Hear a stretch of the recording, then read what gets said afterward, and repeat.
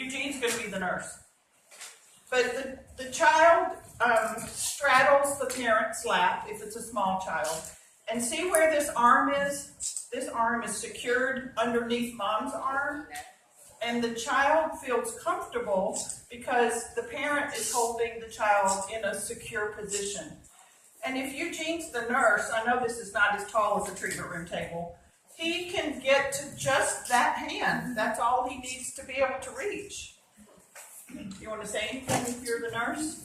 So I think there were questions about, is this enough? And we always make that call both as the team.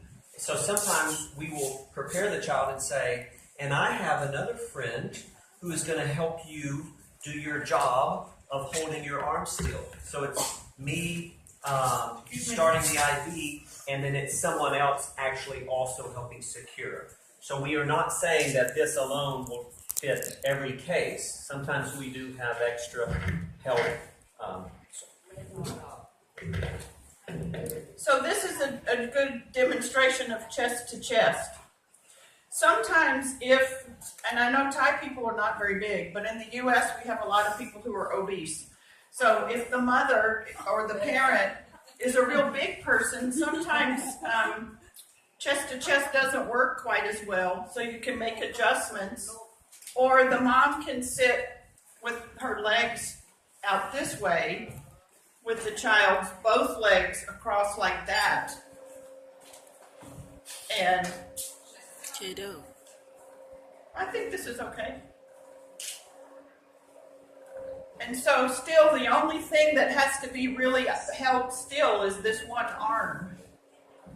And what has happened in my own practice is that once again, how you were trained becomes your standard. And so when I started doing IVs, they were flat because I was a student and I was scared. And then when I started this, it was the same feeling of, ooh, I am not used to this, right?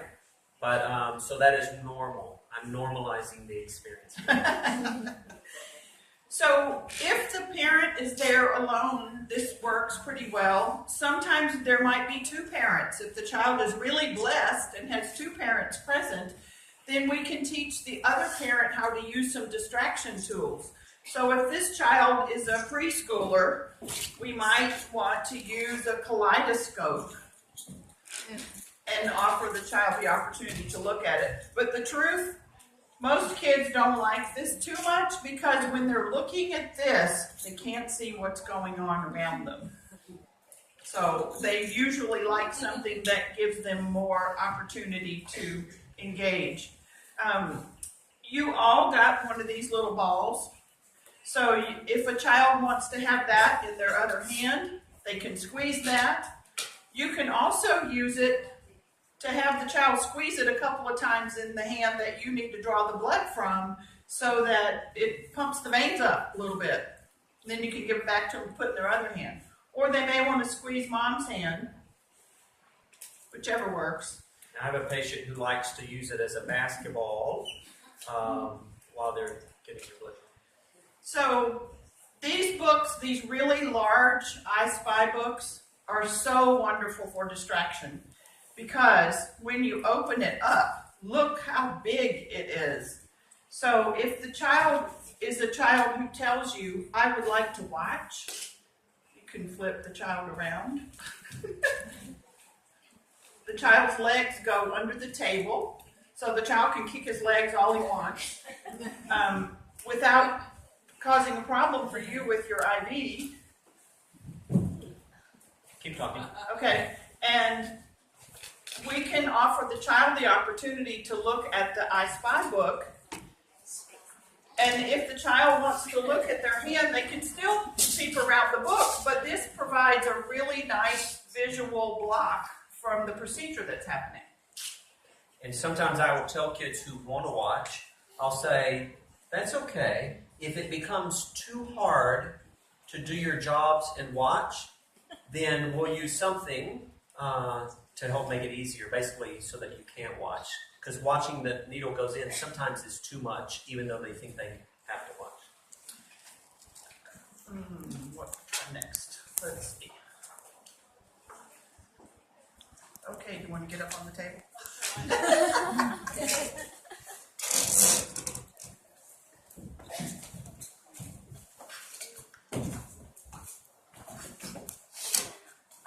This one. We're going to saw her in half. No. So in the U.S., I assume closer you have so you can tables like this. Most of the time, the back can raise up. You can elevate the back.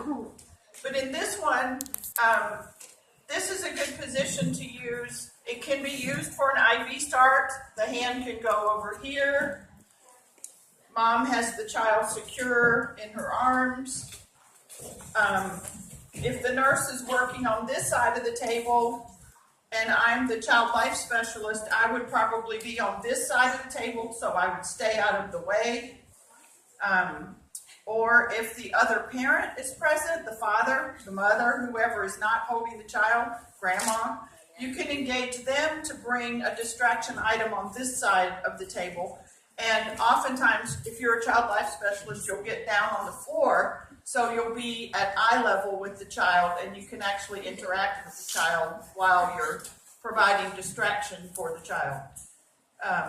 And Eugene's an expert nurse, so he got it on the first try.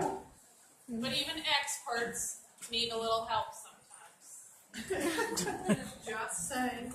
So, you could use the book, you could use bubbles. You could use the distraction cube you made earlier I this was going morning. to go to that. Look at that. Great minds think alike. Great minds think alike. So this was a very easy thing that you all made, and it looked like you had fun making it.